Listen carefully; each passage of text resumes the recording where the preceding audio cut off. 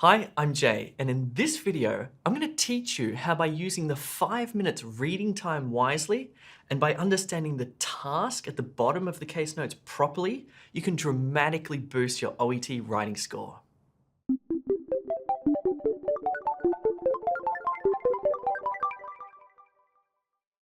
The 5 minutes reading time is actually the most important part of the writing test. In many ways, it's more important than the writing itself. It's here in the reading time where you do all of the deep thinking and set yourself up for success. In this video, we're going to focus on the writing task, which is super important. But if you want to learn how to also interpret case notes correctly, how to select relevant case notes, how to organize case notes logically, and finally, how to transform case notes accurately into a well-written, high-scoring letter, then you'll need to sign up to e2testprep.com and watch this video. In it, I show you step by step what you need to do to get a high OET writing score. It's not available on YouTube. Click here to start your free trial. So on test day, when the invigilator says you can begin your 5 minutes reading time, what should you do? Well, you should not start reading the case notes from the top to the bottom.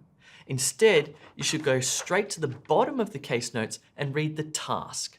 The task is the first thing you need to understand. Embedded in the task are 3 key pieces of information you need to know to write a high-scoring letter. The task tells you what type of letter you need to write, who you're writing to, and why you're writing the letter. All of this information is located in this small paragraph here. It tells you what type of letter you need to write. It's probably a referral letter, but it may be a discharge or transfer letter. It also tells you who you're writing to, that is, the recipient's profession, and why you're writing the letter, for what reason. So this task here is asking us to write a referral letter to a physiotherapist about a patient's rehabilitation. As such, we're going to read the case notes and write the letter according to the needs of the physiotherapist. As soon as you find out who you're writing to, it's imperative that you read the case notes from the perspective of that person. Before we continue on, make sure you click that subscribe button for more high-quality, trustworthy OET prep videos. The task will also reveal another important piece of information, and that's whether the person you're writing the letter to knows the patient or not. If we look closely at this task, there is no suggestion of an existing relationship between the physiotherapist and the patient. It just says, write a referral letter to Miss Loretta Pasquale, who is a physiotherapist.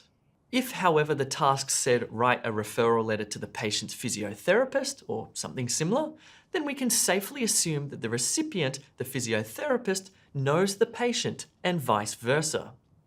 It's really important to get this right. You see, if I look at the case notes, knowing that the physiotherapist knows the patient already, then certain case notes become irrelevant.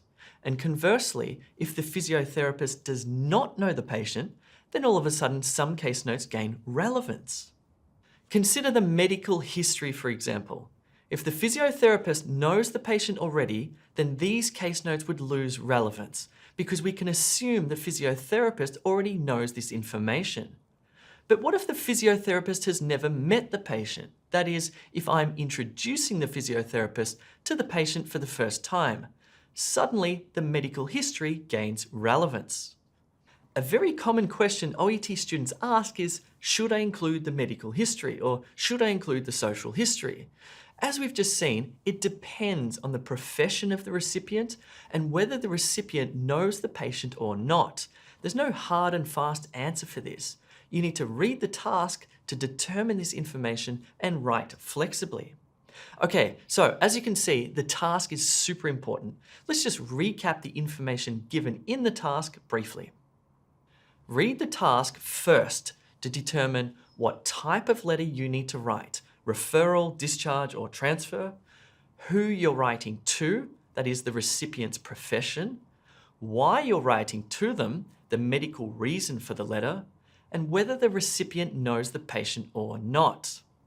Again, if you want to learn more about case note interpretation, case note selection, case note organization, and case note transformation, in other words, how to write a high-scoring OET letter, then check out e2testprep.com and check out that other video.